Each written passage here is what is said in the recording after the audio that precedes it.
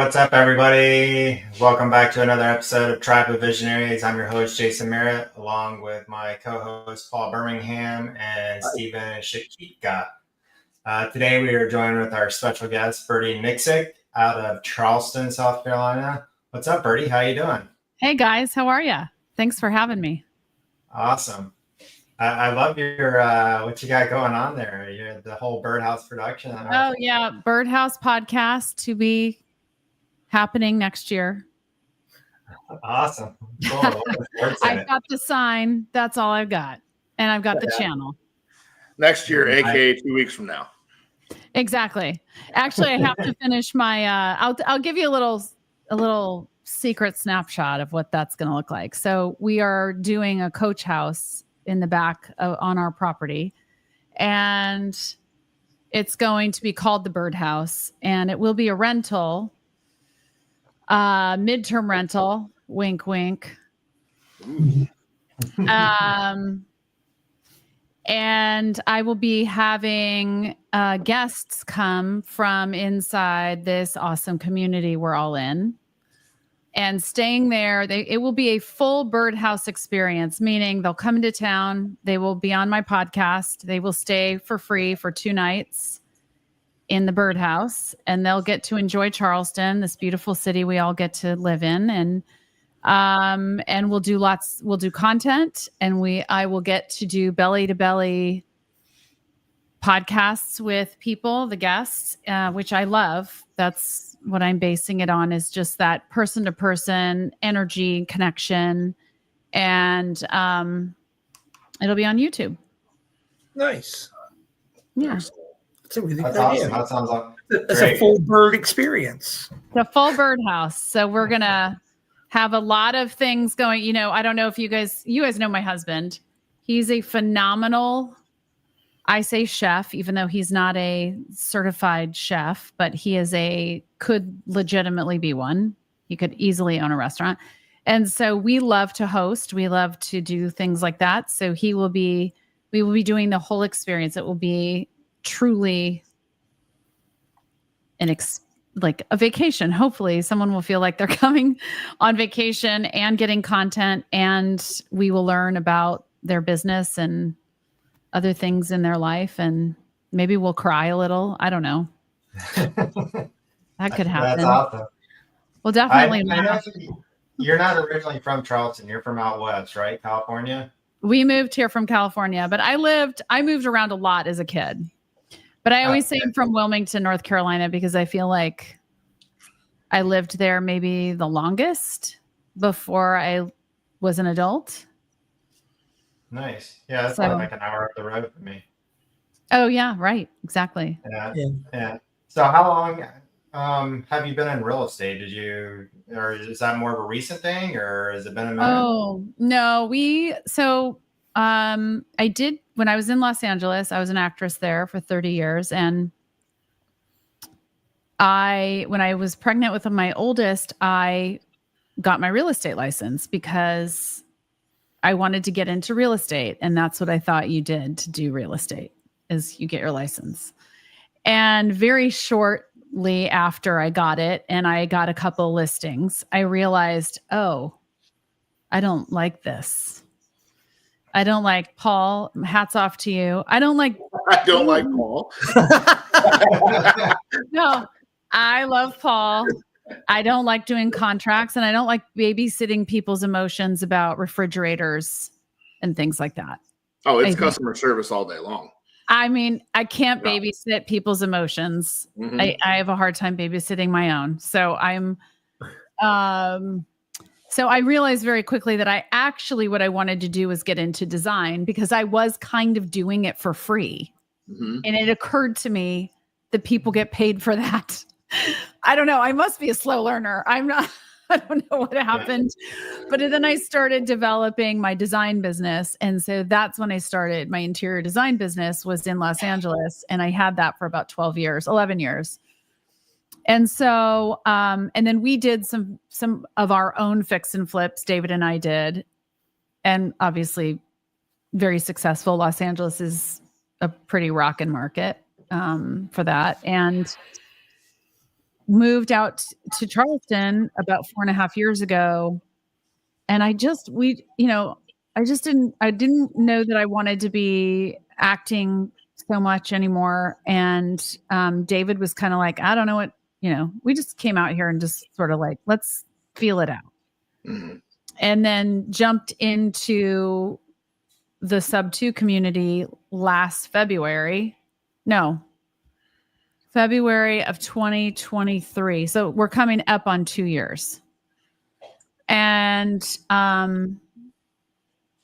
it's been mind-blowing, the amount of growth and the knowledge and realizing all of the things and the ways you can get involved in doing real estate deals and growing a portfolio, all of those things. Mm-hmm. And it just like so many doors opened in my brain, which is dangerous. And then I just started going after, and in this community, as you guys know, it's very important to focus on maybe one thing and become really good at it. That's not what Birdie does. Yeah, I don't think that's isolated to the community. I think, a lot of people, if they don't niche down and really focus, they end up doing bounce, and get nothing done. Yeah. But Birdie, what has your journey been like since you started Sub 2? Has it been a progression? Has it been a discovery of what you really truly want, or is it more of a finding things you love and you keep doing multiple things? I love that question. So here was my journey. First, we got into the Gator community, because I really wanted my money to make money. Yep. And then I realized when people started asking me for a lot of money, I was like, wait a minute, I don't even know what you're saying to me. You need to speak English. And then I found Sub 2, which I realized was the foundation of actually then lending on creative deals. And that's what I realized I really wanted to learn about. So we put Gator on ice basically, and started learning about all of this stuff that was creative. And I loved it. So we jumped in, and it took us about 2.5 months to get our first subject to property, and didn't know what we were doing. And I feel like, I don't know if you guys feel this way, but it's like the first deal you get, you work really hard for, and you're so happy. And then you're like, now what do I do? Yeah. And it's kind of the hardest deal. Mm-hmm. I think it was like, although I do have to say this was it was easy. They basically just gave me the keys. I don't know if I was charming or if it was just lucky. Like a first time, I'm really lucky with that kind of stuff. Like the first time I play golf, I'm like, I hit, I play like 1 over par, or I bowl and I get like the highest score. And then I'm like, oh my gosh, I could be good at this. And then the next time I go, I'm horrible because then I'm actually trying, right? Yeah. So the first time was not so bad, but just figuring out what to do with the property kind of was tricky. And so we were door knocking, we were doing pre-foreclosures. That was kind of our thing. And we really gained a lot of just deep love for that, because we saw these people who were really struggling have a glimpse of hope, and like, oh, I don't have to like die in my car. You know what I mean? Like they could have a little bit of money and have a little bit of dignity and move past that hard time. So we were doing that and enjoying that, but really ultimately knowing we wanted to build a portfolio. So then we started to just kind of branch out, and all the while we're learning, right? And we're networking, and we're talking to people, and we're going to meetups, and we're doing all the things. And we just started seeing how many different asset classes there were and opportunities inside the community that there are. And I think I figured out very quickly that I am more of I'm risk averse. We did a couple of loans, and one has still not paid us back. And that's upsetting. And I don't like that. And then I realized, like, I know how crazy I am if I borrowed money from someone, how sacred that would be for me. And I'm putting that notion on someone else, and they don't necessarily have the same relationship with money or borrowing money as I do. Mhm. So I realized that that's probably not a world that I am going to be in anymore. At least not for a long time. But I started seeing things through the lens of opportunity insofar as I don't know anything about mobile homes, but if somebody had a mobile home park and I did my underwriting calculator that I love so much, and I could see a way to bring some money as a partner into the deal, or maybe help connect with a value add, or maybe I come in as a designer on a fix and flip and say, like, let's do this together. I mean, I just think there's a lot of different ways to skin the cat. So I sort of like look at it through that lens.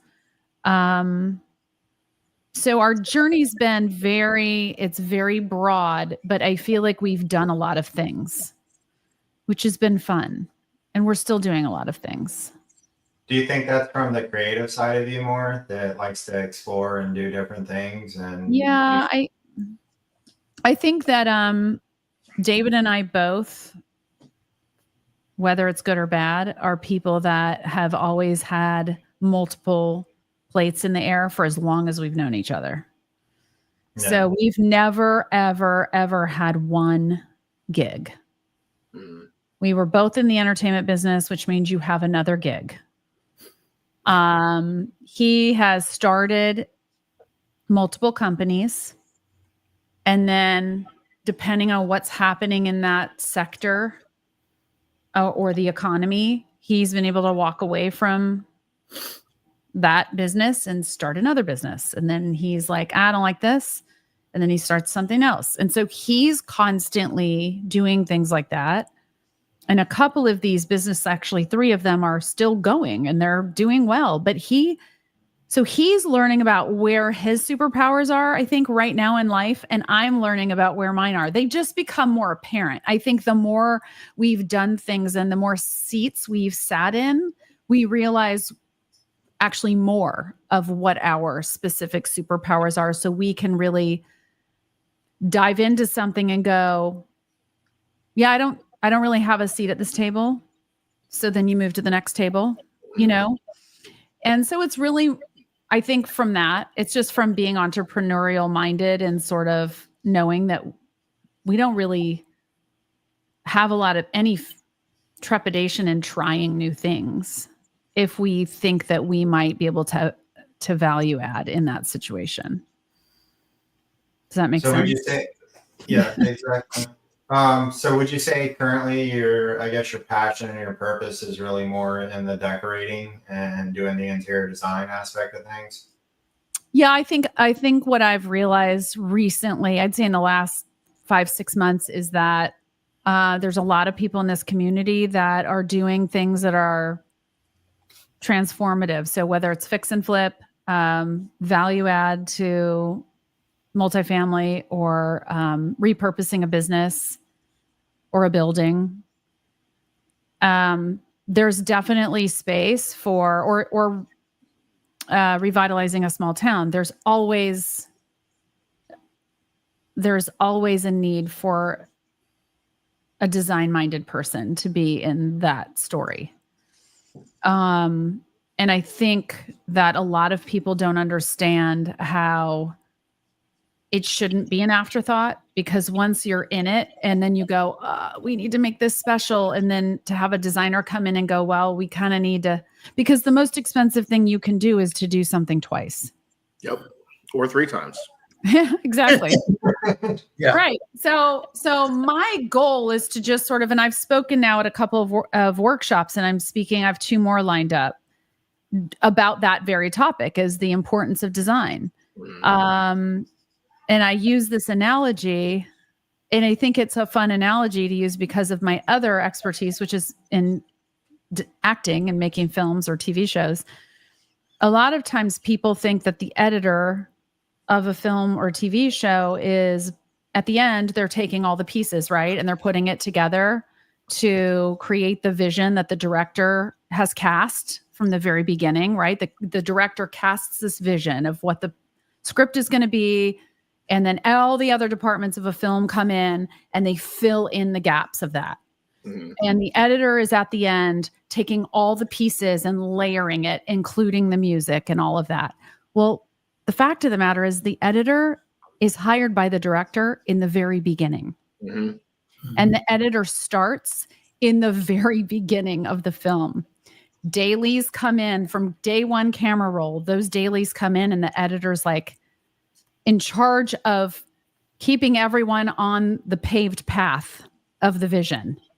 So if he's like, pause, I don't know what movie this is, but it's not the movie you told me it was supposed to be, right? So that's what a designer should be doing. And it doesn't mean that it has to cost a lot of money.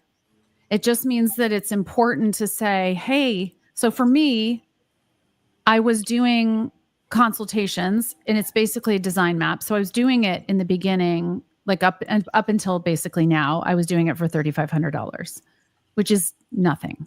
Mm-hmm. Especially if you know that the end result is that the target buyer or the target user, the end user, is going to come in and just have a full sensory experience that you want them to have. So they see what they like. It sounds good. It smells good. It feels good to their touch. All of those things matter. Mm-hmm. And if you miss a couple of those elements, you're just it's not going to make the same bang on someone's experience walking in the door.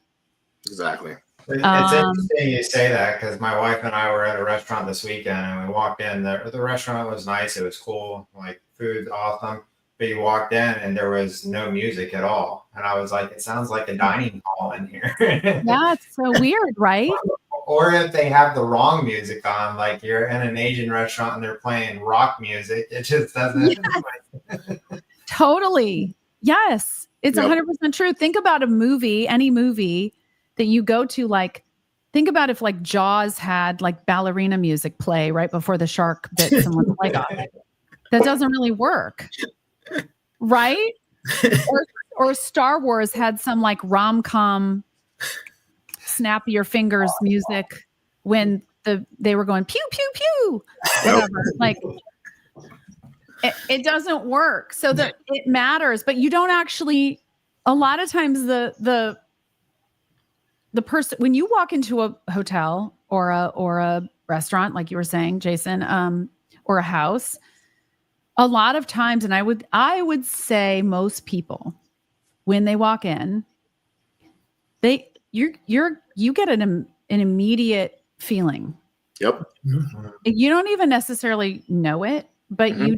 you do know whether or not you're pulled in. You know whether or not you're like, ooh, this is good. You know, yeah.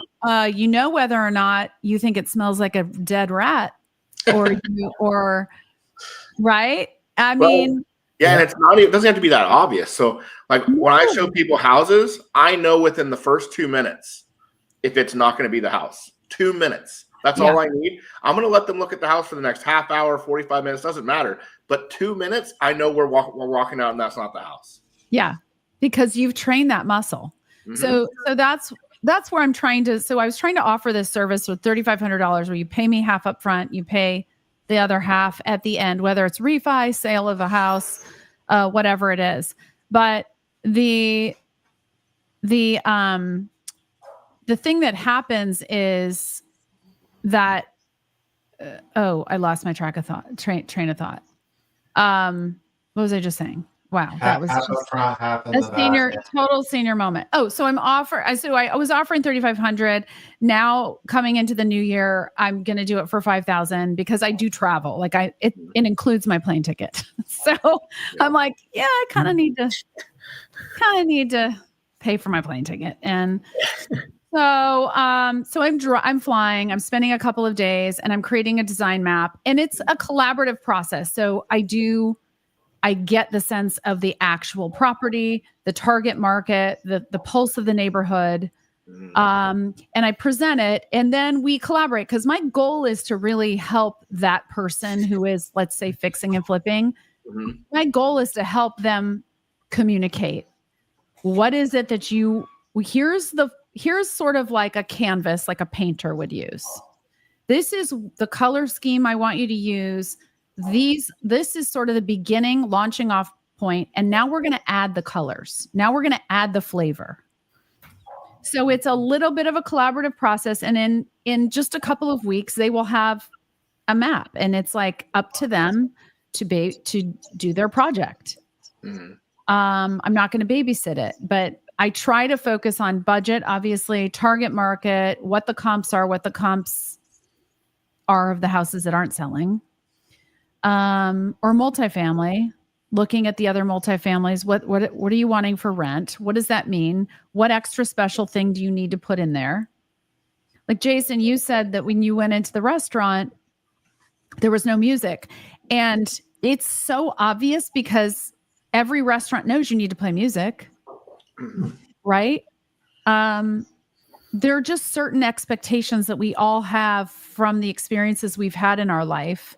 Like, you go into a spa, and I don't even need to have an appointment at a spa. I could sit in the lobby and be completely relaxed. Yeah. I mean, I would never do that, but I'm just saying, I would actually go in for an appointment. But my point is, the minute you walk in there, that the music and the smell is just going to make you like exhale, right? Like eucalyptus or whatever. Yeah. Exactly. Yeah. So it's all of those things. And I think a lot of times fix and flippers who do a lot of fix and flips, they're just like, cookie cutter, and they miss opportunities. Yep. And so my goal is to, start you out with, here's what a $350,000 house in this neighborhood, here's what your buyer is going to feel comfortable with. Meaning their they're going to walk in. If you have ugly granite on the counters and you have gray wood floors, you've got strike one. I'm just saying, like, you can do an inexpensive quartz that is not ugly. You can do lighter floor, crisp walls, light floor, warm floors. That's what I tell everybody. Crisp walls, warm floors. That is the basic canvas. And then you can add the other stuff. Yeah. But that's the trend right now. And in like a year, it's going to be different. And so I educate myself and keep up with this stuff. And let me tell you, from a developer standpoint, like someone who fixes and flips houses, it is so much different today than it was 2 years ago. Not just the design, but you could throw anything together 2 years ago, put it on the market, and it's going to sell. Yeah. But now it is so important to have the design. And 3,500 was a steal. 5,000 is still a steal because you're going to make that money back probably 2 or 3-fold just by having the right design. Right. And the goal is to, anytime you're flipping something, the goal is to have the most eyeballs and the most people enjoying the moment. Right. So we all know it only takes one buyer. And if you're a person that really wants to go crazy and do something really specific, that's awesome. But just know you shrink your buyer pool. And again, there's certain things I'm not going to battle. So if somebody's like, I want to go crazy loud wallpaper, I'm a fan of loud wallpaper, but I have to tell you, as a designer, that's a great choice if it's your house. Yep. If you're just trying to fix and flip, you have to be careful, because sometimes buyers don't know what to do with that. And if they're first time home buyers, the last thing they want to do is walk into a house and go, it's all really cool, but I'm going to have to buy all new furniture now. And they can't afford it. So sometimes you can still do moments. You can do fun moments. You could do colored cabinets. You could do dark green cabinets right now. That's very on trend. But you can still do subways in the bathroom with just like a charcoal gray grout instead of just doing boring white subway. Like you can, but you've got to you got to know that balance. And it might not seem as fun, but you can have fun moments. You can do fun things, but you just have to be careful depending on the price point. So that's kind of what I do. I educate people on, if we're talking $1 million house, you can take bigger risks and they're going to be more discerning. So the materials you use have to be more on point. So yeah, know your audience. I think what you're saying as well, personality types are different too. So your expressives are different than your drivers. Your analyticals are different. So you got to find that where it's featuring something unique about the house, but you're not going too far on the creative side, but you're not too far on the one trick pony like every other investor on the market too. So yeah. And my goal too is like a lot of fix and flippers who do houses, they do a fine job. I'm not, but I think my service is also of benefit to the lender, because sometimes the lender's like, well, I do lend to this person and they've got experience, but this is the highest price house they've done. And if you have a designer come in, they might feel a little bit more confident. Yeah. And you might feel more confident. I mean, I would hope that someone who hires me would know, like, be able to exhale a little bit and go, okay, she's going to do the design stuff. I don't have to think about it. I just need to make sure I'm on point, on budget, on, all of these things. And then I've got my contractor, like all of the things that you do when you're running that type of business. But, so anyway, I'm doing that. And I really love, the revitalization thing, because I think I think we are all interested in unlocking that affordable housing thing, right? It's like I think a lot of people fully understand how necessary it is. And what's so fascinating to me is there are loads and loads of small towns across this country that are just outside of sort of smaller cities that have just been kind of forgotten about and just like kind of sleepy, and maybe they have a great little main street or a little square in town, and that could easily be revitalized to create somewhere more affordable for the people to live who can't afford to live in the city. And we're all trying to do these like affordable housing projects in the cities. And when I say affordable housing, by the way, right now, I'm not talking about Section 8. I'm talking about just affordable living for the workforce, right? The bartenders, the waiters, the firemen, the teachers, all of those people. Yeah. And maybe they could just move 20 minutes away or 30 minutes away and drive in. But like this town over here that could be really cute sucks. And then they don't want to live there because it sucks. Yeah. And nobody wants to live somewhere where it sucks, especially if you're young and you're like, hey, you guys, let's have a party. Oh, don't come to my house because my town sucks. Right? Yeah. Well, if you provide something for the people to be excited about, obviously they're more interested in moving there. Typically people follow jobs, and if you can create jobs in the marketplace and that community, then, it's going to start to grow. Yeah. And I think that there's a way to do it where it's like jobs. And so that's why like the public and private sector have to work together, because you could do mixed use as long as you can get the zoning. Mm-hmm. Yeah. Right. So it's just, and that's, by the way, as like a case study, I looked in all sorts of different revitalization projects across the country. That is exactly what all of the successful ones did, as they brought the public and the private sector together. They involved the community. They created, it was all mixed use. Yep. Yep.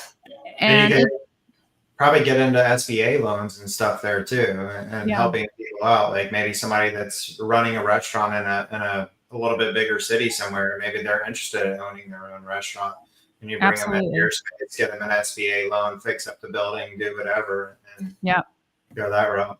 Like opportunity zones, they're all over the place, and there is an opportunity to create more affordability in this country with what we already have. So that's I'm gonna get off my soapbox now about that. But It's a great soapbox to be on, though. I know, right? Mhm. So what would you say is your most interesting project that you have going on right now? Oh gosh. I think that, I have a couple.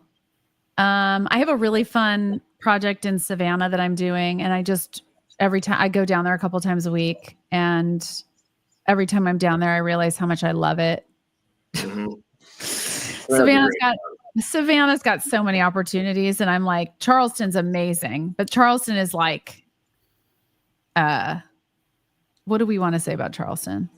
It's already expensive. Exactly. It's already grown up, whereas Savannah's the little stepchild. Totally. Savannah's 13. Awkward. Yep. Pimples. It's still awesome, but it's got some rounding out to do. Yeah.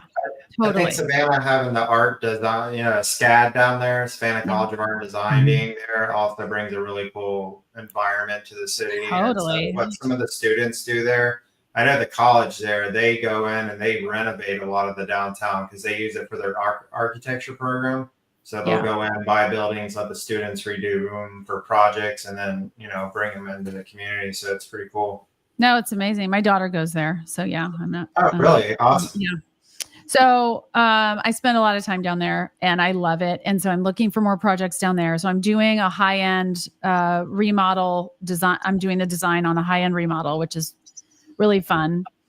And I'm doing a project that I got a partner for super last minute down there as well. That's a duplex. And for the last 3 people that have owned it, the lot behind them has conveyed, and it's 2 non-conforming lots. So the duplex sits on a non-conforming size lot, and then the back property is non-conforming. But because it's always been conveyed as one property, even though it's not one property, there's 2 different numbers. Mm-hmm. No one's ever done anything with it. And I was like, oh, but I've learned enough in this amazing community that we're all in to know that all I have to do is go down to the city and ask some questions. And they love the face-to-face. I always do face-to-face if I can. They love that. They are so hungry for like human contact, I think. So I found out that I can build on that back lot as long as my other, as long as someone else owns it. Some other entity, which is easy. So I'm doing that, which is really fun. So when I bought the duplex, essentially I asked them to do 2 HUDs. And so now I bought the empty lot for $5. So now I own, I have a valued lot at, I think it's worth $130,000. Nice. Empty. So that's my collateral for the construction loan. So that's building back there. Another duplex. Oh, nice. Yeah. And they're small, it's small, but I know what my setbacks are, and I'm waiting for my survey to come back. And I'm really excited about that. That's awesome. Because that was just about asking the right questions. And so doing that's really fun. And then I am doing a project in Florida at this that I was just speaking at the town revitalization. So I'm working with Ann McNamara, who was doing the workshop. So I'm working with her on a couple of projects. One is an e-commerce thing for this town. And then the other is, I've never done e-commerce. So I don't know anything about it. But I saw an opportunity, and it's phenomenal, with someone who is a rock star in that town creating an amazing product. And I'm like, so we're going to do that. And she's game. She's like an older woman. She's like, go for it. Yeah. If you can figure out a way for me to make more money, I'm all in. We're like, perfect. There you go. So we're doing that. And then we're going to work on a building. So that'll be fun. Nice. Yeah. Well, now we have a segment of our show. This is something we started called Deeper Talk with the Sheik.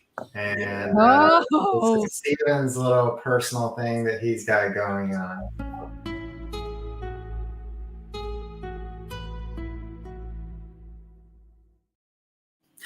Yeah. So Birdie, there's several different things on the color wheel here. And you can see what the different ones are there. Yeah. And so we have a wheel. You're gonna spin a wheel, basically. It's virtually. Okay. And we're gonna choose a card. It's called Icebreakers. So Icebreakers gives you a different categories, and it's all kinds of weird questions. So it could be. I love things like this. So it's going to give you something different every time. Okay. So if we can bring up the wheel, and What do I do? I think Jason's got it. Yeah, I'll spin the wheel, and unfortunately, I haven't figured out in technology how to show it on the screen yet. But pretty much, I'll spin it. I'm just trusting you. He's trusting the wheel. I can do it on my trusty handy dandy. So it landed on blue, self-awareness. Blue. Is that the dark blue or is it light blue? Because That's the dark blue. Dark blue. I guess that's self-awareness. Actually, that's a good topic. Yeah, self-awareness, and you're very aware of yourself anyhow. So I think this might be good. Well, I'm working on it more and more. So Birdie, what have you done from a place of insecurity that has had long-lasting effects? What have you done from a place of insecurity that has had long-lasting effects? Oh,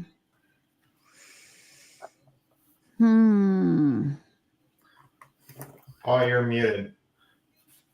I'm muted? No, that was me. Muted. My dog is deciding to bark. So I was saying it was something, it could be something you haven't done. Could be a step not taken. Could be a positive or a negative action. Lack of action or positive or negative. It doesn't have to be either. I'm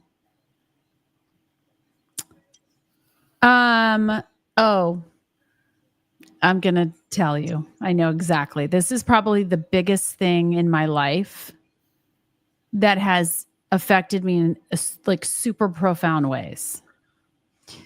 So I remember on the beginning of the show, I told you guys I moved all the time.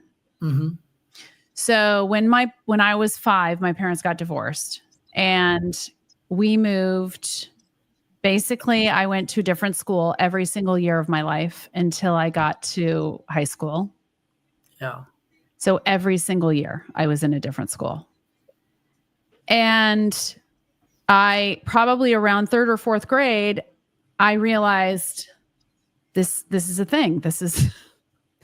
I got to make friends again. And so probably 4th grade. And so what I ended up doing was, I was so aware that it was probably going to be a 1-year thing and these relationships weren't going to last.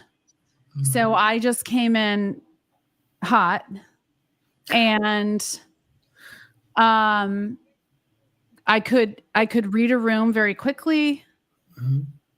I mean, I learned how to read a room very quickly. I was also immediate teacher's pet because I was like, I got to hit it out of the park because this is how I'm going to feel like I'm being seen and heard. So I kind of became, and by the way, thank God I did choose that versus going haywire because that also could have happened.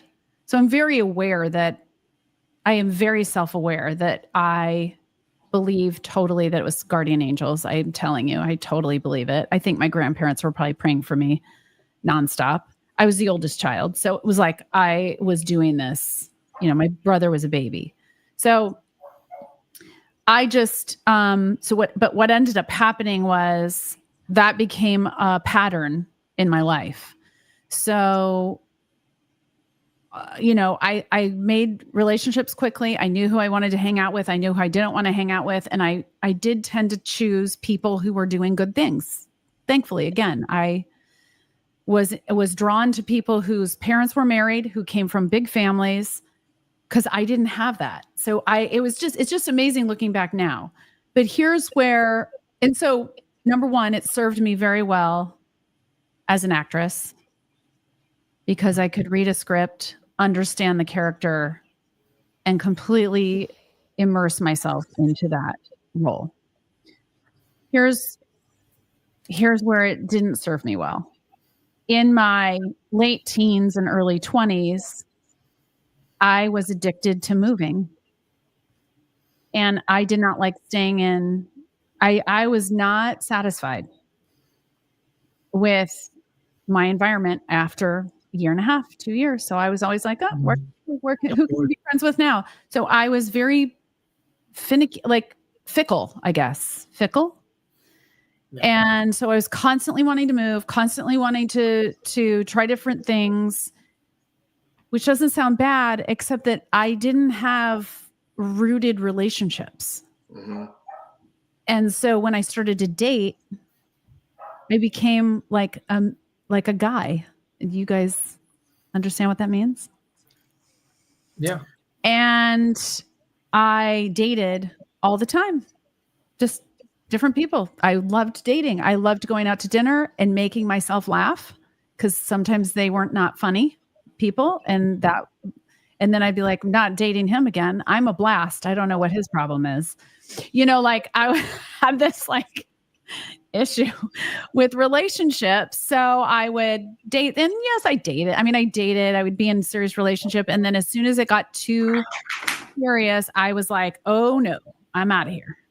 And so I kind of was like the runaway bride a little bit. You broke a lot of hearts then. Yeah, but who knows? I don't know. How about friendships? How did that affect your friendships in that period of time? Yeah. I have my one best friend that I made in 7th grade that I'm still really good friends with, but we don't talk a lot. But I love her so much. And, we stayed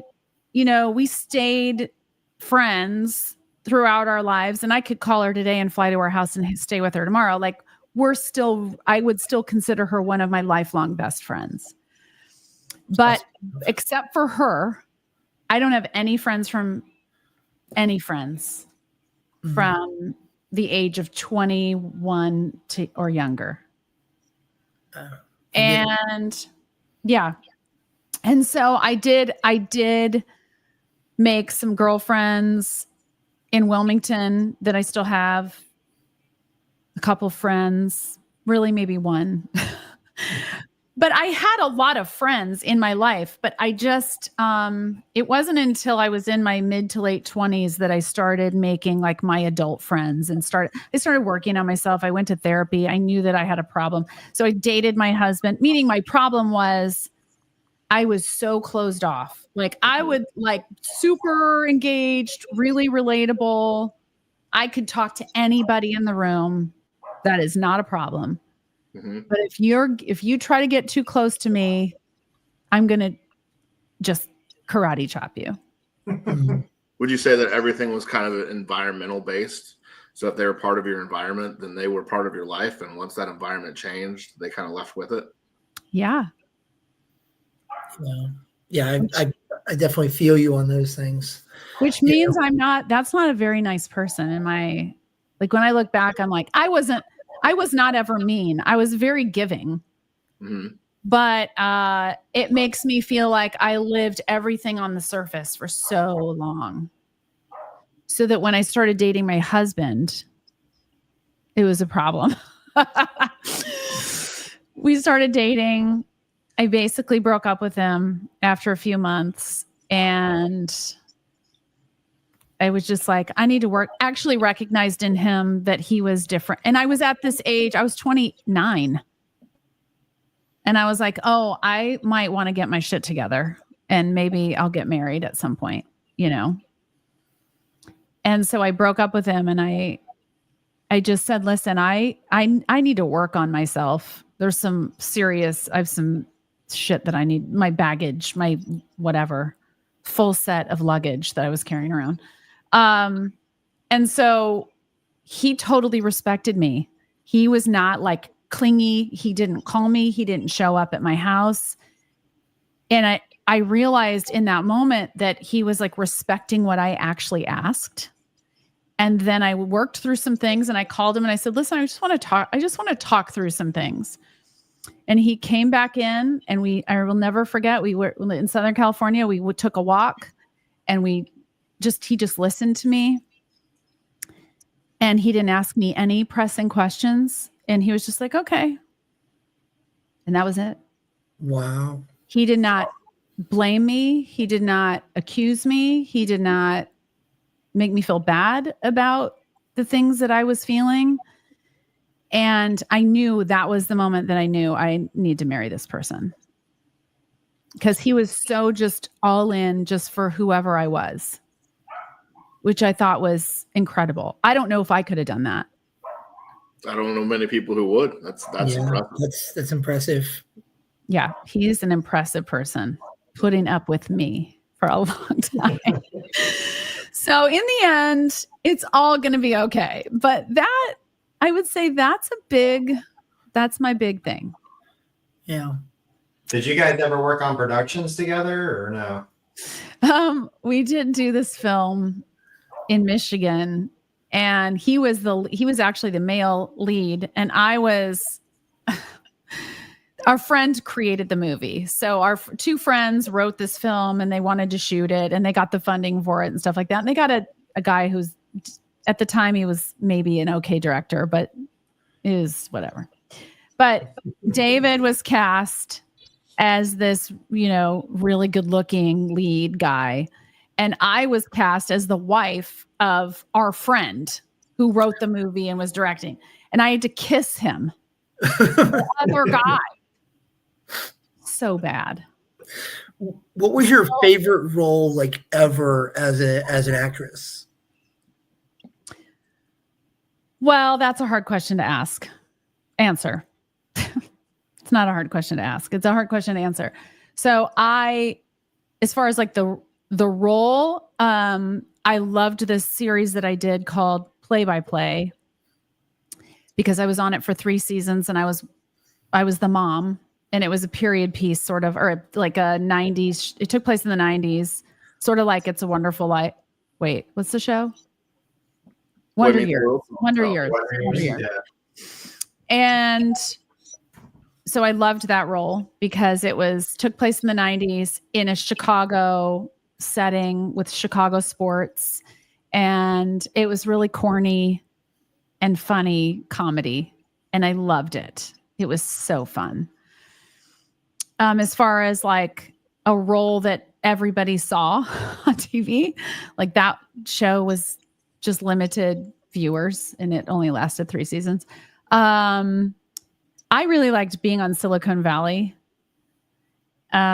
just because those guys all do sketch comedy. Mm-hmm. And it was so fun to go to work and half the stuff was improv and you never knew what was going to come out of their mouths. And it was just really fun. That was a really fun show. I mean, there were a couple of shows that I loved. Justified. I loved that role. That's with Walter Goggins, right? Yeah. I love him. Yeah. He's a great actor. And Timothy Oliphant. Yeah. Yeah.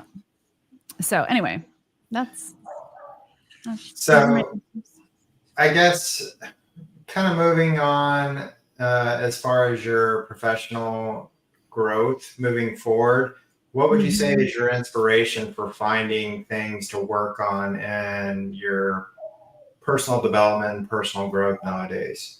Like how do you find where you're moving next as far as that goes? Is it what's happening in the moment? Or do you kind of plan things out like a direction you want to move? And if you have favorite books or podcasts, by all means, please share. Oh, okay. Shoot, I wish I had my. Okay. First of all, I love this new space that we're in because it's making me get really organized with my time. And I've always been a list person. So I love getting up super early. I like having my whole day done by the time other people are just, I get up at between 5 and 5:30. I go to the gym, I do all that, and I shower, and I'm like ready to go at my house by 7:45 for the day. And I love doing that. And I've always been a pretty disciplined person as far as that goes. But I think in this real estate space, because I love doing so many things, I have to get so uber focused with my time. And so it's challenging for me. So I'm in that space of like actually working on my calendar. I've had to be really, it's stretching me. Does that make sense? Because I also love the creative flow of like people sending me deals or somebody going, hey, there's a meetup. Do you want to go? I'm trying to really make myself be scheduled. Mhm. And that's hard. That's hard. What's that? Said and not chase squirrels. Yeah. And that is hard for me because I love interacting with people. I love being on calls and being on Zooms and going to meetups. And so I'm really trying to dial that in and getting more and more disciplined. And that's just going to be a journey. I mean, I just have to keep putting it on my calendar. And PACE is really teaching us that inside of Owners Club. You live and die by your calendar. So I'm really trying to implement that. And as far as like growth into the future, I've been doing a lot of meditations in the morning, meditation and prayer, really working on my mindset. I think we all struggle from imposter syndrome. And so sometimes when I'm thinking of these big ideas I have, I'm like, that's crazy. But then I have to tell myself, no, it's actually not crazy. Because if I'm not going to do it, who's going to do it? Yeah. So I'm trying to really work on that narrative that I have, that we all have in our heads. And I'm doing that. A book right now I'm going back and doing Buy Back Your Time. I had listened to it before on Audible, but now I have the hard copy, and I just think it's a book that there's a lot of action items in there. And so I'm going back to it and actually doing it now, which I think is hopefully not going to make my brain fry, but I'm going to try to do it. The other book is, I'm going to tell you right now, because it is a really good one if you guys haven't read or listened to. Like I said, I've been going down to Savannah, and so I turn it on in the car, and I'm just like, oh, the next thing I know, I'm pulling into Savannah. It's like I'm so in love with this book. I'm so in love with it that I don't remember what it's called, which is pathetic. I'll find it in a second, but it just goes to prove that the content is so much more important than the title. The title is just to draw you in. Totally. Yeah. But The title would be the Birdie House Podcast. I would love that title. That would draw me right into a podcast. Oh, really? The Birdhouse Podcast? Okay, good. Especially knowing that you got to stay in my coach house for 2 nights. I'm like, is that too much? No, that's phenomenal. If you live here, you can't stay there for 2 nights. You can stay for 1. Well, I don't even think you would need to. But more importantly, if you haven't started reading The Tool of the Titan, Jason turned me onto that. And it was talking about the guy who wrote the 4-Hour Workweek. He started flying people to him and putting them up in a hotel rather than flying to them and staying in a hotel, because the cost was relatively the same, but the amount of time he gained back by bringing people into his world, and they appreciated it because they got to go somewhere new and do something. Yes. Yes. So I love that you're doing that. Yes. Also, here was my whole thing, because David actually is always like, you got to start your podcast. You're missing opportunities. And I'm like, no. What I'm doing is I'm listening to that authentic voice inside of me that knows who I am, which is a belly to belly person. Yep. And number two, the value of the energy and the chemistry that happens between two people when they're sitting across from each other is unmatched. I love that people do these. I love doing them. I love doing podcasts. But the fact that I could bring someone into my world and have that experience with them here in person, I just think develops such a close bond. And that's in my life. Guys, we just talked about it. Yeah. Yeah. I don't have that from my childhood. Yeah. And I want that. Get emotional because I want that to be different in this next chapter in my life. And also in the acting world, you don't get close to anybody. You know, it's like you work for a week or you work on a show for a season and then it's done. Or you work on a commercial, you work for 3 days or a week, you're done. And then you may not even see those people again. Yeah. Yeah. And it's so, I've had that my whole life. I want to have, and it's not like I'm going to like become best friends with every single person that I do my podcast with. But I think you can pour into each other so much that it can change your life, even just like little things that you do with one another in moments, right?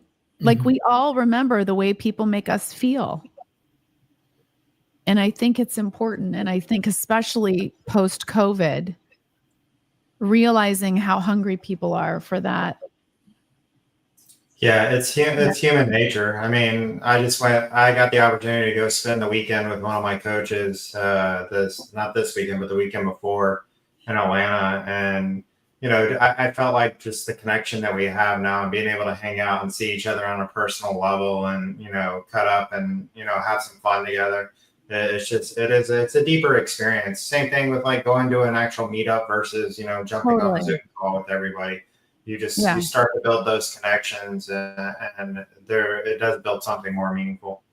Yeah, 100%. So the book is called Hidden Potential by Adam Grant. Hidden Potential by Adam Grant.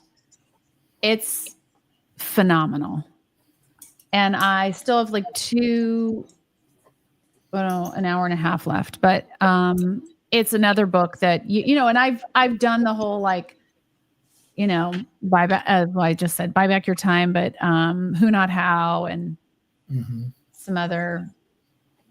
$1 Trillion Coach is another good one if you guys haven't read that one yet. $1 Trillion Coach. Yeah, love that. And I think better than the $1 Billion Coach.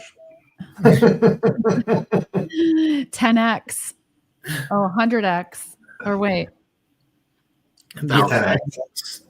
What? 1,000x. Oh yeah, well, I used to be good at math. I'm not good anymore. I'm not important.